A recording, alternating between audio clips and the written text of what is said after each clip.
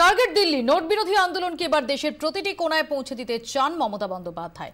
আজই দিল্লি যাচ্ছেন তিনি। এ মাসের শেষে লখনৌতে সভা করবেন। মোদীকে চাপে রাখতে নবান্ন থেকে দেশজোড়া আন্দোলন কর্মসূচি ঘোষণা করলেন মমতা বন্দ্যোপাধ্যায়।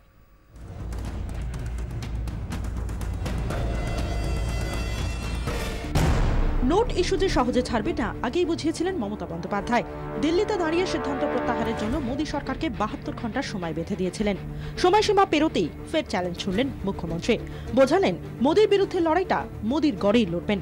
মঙ্গলবারই ফের দিল্লি যাচ্ছেন Mamata Bandyopadhyay. I am going to Delhi tomorrow. 23rd, 24th আমি দিল্লিতে থাকবো। আমি 29th 25-26 থাকতে পারি, এখনো ঠিক করিনি।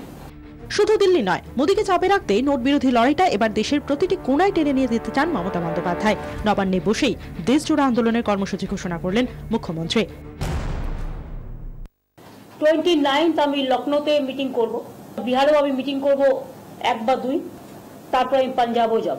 उधर में हम पॉलिटिकल रैली पूरा हम 23, 24, 25 करेंगे। 23 तारीख को हमारा इधर में भी रैली है बंगाल में, जिस कोलकाता। 24 हमारा डिस्ट्रिक्ट हेडक्वार्टर में है, 25 भी हमारा ब्लॉक लेवल में है। রবিবারই আগ্রার সভা থেকে নাম না করে মমতা বন্দ্যোপাধ্যায়কে নিশানা করেছেন মোদী। 24 ঘন্টা পার হওয়ার আগেই মোদীকে পাল্টা বিঁধলেন মমতা। বললেন নোট বাতিল নিয়ে রাজ্যগুলির সঙ্গে বিমাত্র সুলভ আচরণ করছে কেন্দ্র।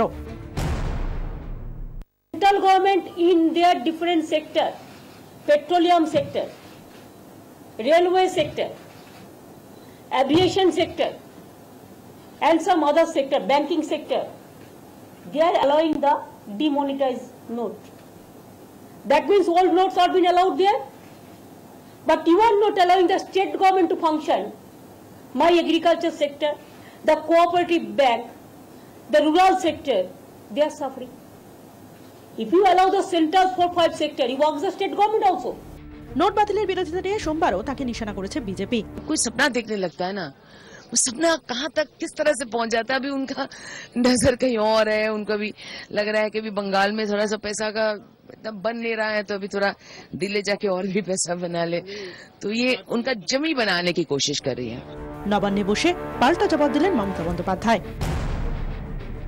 জনতার আন্দোলন, জনগণের আন্দোলন, জনতার মধ্যে ছড়িয়ে দেওয়ার জন্য, মানুষের জন্য, যতক্ষণ মানুষ বিচার না পাবে আমার পার্সোনাল কোনো ইন্টারেস্ট নেই।